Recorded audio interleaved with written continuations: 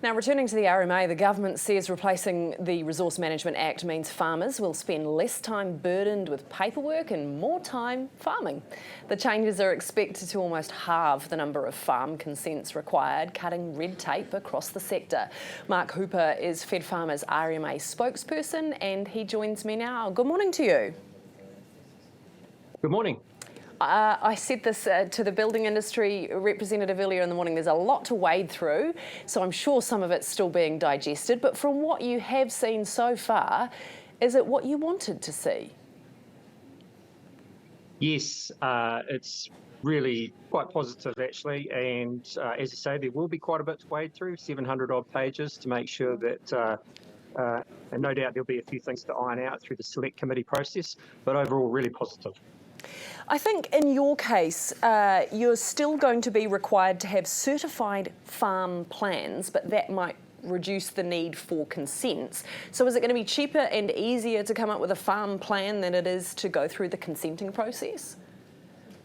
Yeah, absolutely. There's already a large number of farm plans, industry-based plans that are operative. And so we're hoping that those can be integrated into the system. And so that means that a large number of farmers have already got them. And there's a few more details to come out as to how that certification process will play out. But if that's a smooth process, then yeah, that's a really big win and makes a lot more sense in terms of managing the environment through an active farm plan. What specifically will it make it easier or cheaper to do? Is this about sheds? Is it about water management? What? Yeah, so a farm plan covers all aspects of the operation essentially. Things like sheds and that would come in under the Planning Act. So this is more about managing the environmental effects. So the farm plan will describe what your system is and how you're operating within certain environmental limits.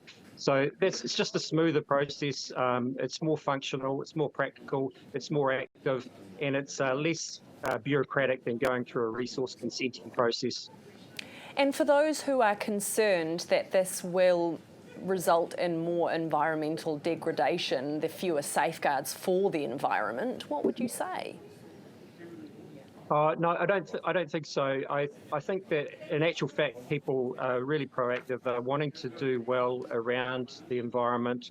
And the biggest impact that you can have on the environment is that you need to look after people.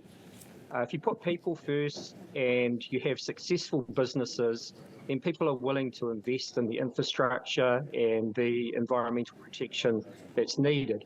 But under the current system, they're actually disincentivized to do that because that imposes a whole lot of additional regulatory burden upon them when they make some of those efforts, for instance, around constructing a new wetland. It's so difficult to get a consent to do that. There's a disincentive to go about through that process.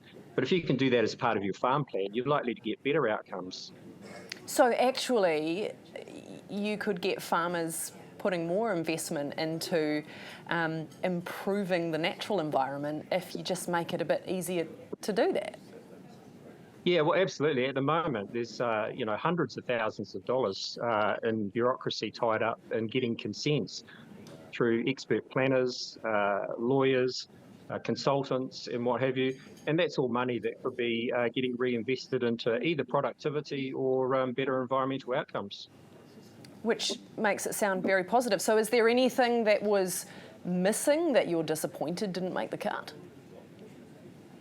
There's a few things that we've still got to kind of figure out. I guess one area is that there is still a high level of fines, and the recent changes to the inability to insure against environmental events that occur, and often these are things might be failures from engineering or just accidents that happen, and there's pretty harsh penalties around that. So I guess that's been perhaps an attempt to balance up that question that you're asking, where there's harsher penalties for breaches of the environment, but we think that there should be a little bit more scope for being able to manage that through some insurance processes where it's not willful damage. Thank you so much for your time this morning. That is Mark Hooper, Federated Farmers RMA spokesperson, on those changes and how they might play out